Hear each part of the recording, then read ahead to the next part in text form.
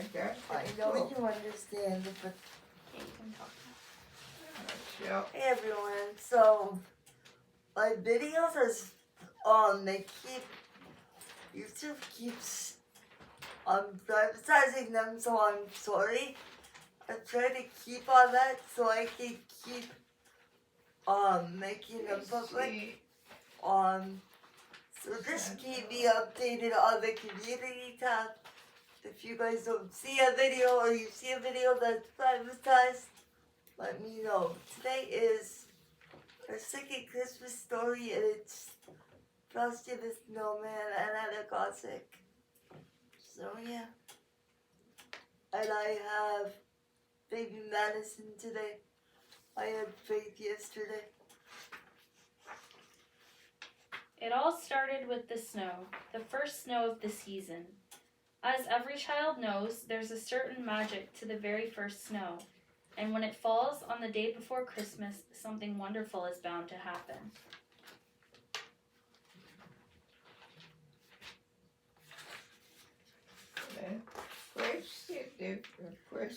Children, back to your seats, called the teacher. The snow can wait. I've hired Professor Hinkle, the magician, to entertain us for our Christmas party. Unfortunately, Professor Hinkle was just about the worst magician in the world. And so I put the eggs into my magic hat, said Professor Hinkle. Abracadabra, and voila, the eggs have turned into a mess. Where's my rabbit? Hocus Pocus, where are you? He didn't know that his rabbit Hocus Pocus was hiding in the hat. Eggs, what the heck? Just so many beer this. Yeah, what the heck is up with the eggs? The only thing that this hat is good for is the trash can, said Professor Hinkle. But the hat didn't stay in the trash for very long. The hat, with Hocus Pocus underneath, hopped out the door. That was when the bell rang, and the children were free for the whole Christmas holiday. Oops. Sorry about that, the book flopped over. Hey, look at the snow, cried the children as they ran outside. They worked together to build the first snowman of the season. Once the children had given him eyes, a nose, and a mouth, it was time to name him. How about Frosty? Asked Karen. Frosty the Snowman. The children danced around Frosty as they sang about his button nose and his eyes made of coal. Come back here, you, cried Professor Hinkle, chasing Hocus Pocus. Suddenly, a gust of wind blew the hat onto Frosty's head. Uh-oh, what do we think's gonna happen now? What do we know is gonna happen now if we've read this? Happy birthday, said the snowman. Karen gasped and said, That hat brought Frosty to life. It must be magic. When Professor Hinkle heard that, he wanted the hat back. But it's not yours anymore, protested Karen. This hat will make me a millionaire, said the greedy magician, taking the hat back. Hocus Pocus felt that the hat really did belong to Frosty, so he hopped back to Frosty and the children as fast as he could to return the magic hat. Do we think there's gonna be magic in it when it's taken off Frosty's head? I don't think so. Happy birthday, said Frosty again as soon as the hat was placed on his head. Hey, I said my first words. I'm alive. What a neat thing to happen to a nice guy like me. The magic hat had made Frosty dance around. The children cheered as Frosty began to laugh and play with them. There had never been such a wonderful winter day.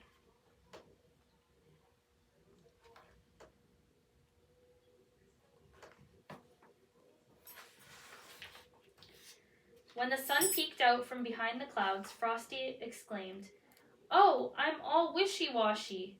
I'm starting to melt. The children knew they needed to take Frosty someplace where he'd never melt, like the chilly North Pole. They decided to go to the railroad station and find a train for Frosty. You pick it up again. There we go. parade through town, shouted Frosty. Come on, kids, follow the leader. All too soon, it was time for the train and Frosty to leave.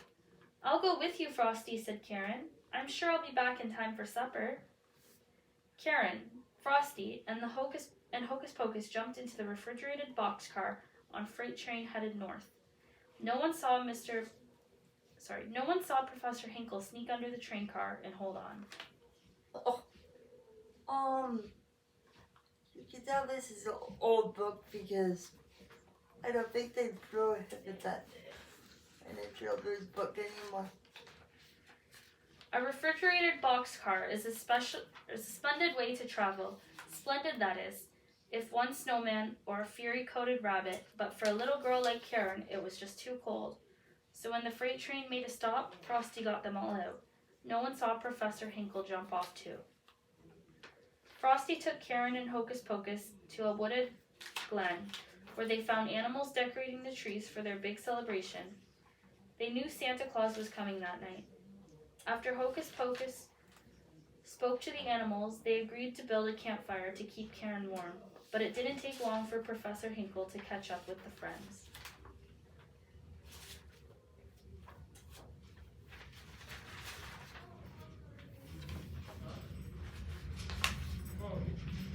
Get on my shoulders, Karen, cried Frosty.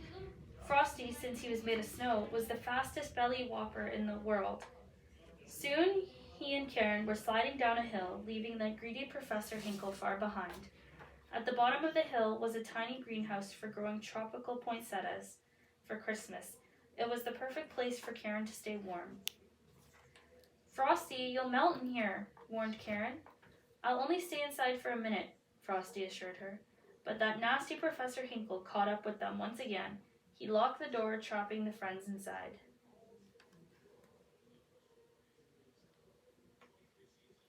Uh-oh. That night, Hocus Pocus led Santa Claus to the greenhouse to save Frosty. But by then, poor Frosty had melted completely. Don't cry, Karen, said Santa kindly. Frosty's not gone for good. You see, he was made out of Christmas snow. You can bet your boots that when a good jolly December wind kisses it, it'll turn into Christmas snow all over again. Just watch. Santa opened the door, and when the wind whirled in and out, Frosty was back. Santa was about to place the magic hat on Frosty's head when Professor Hinkle shouted, I want that hat, and I want it now. Santa replied, if you touch this hat, I'll never bring you another Christmas present.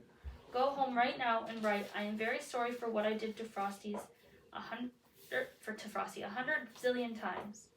Then maybe, just maybe, you'll find something in your stocking tomorrow morning. Professor Hinkle was very sorry indeed. He ran straight home to start writing.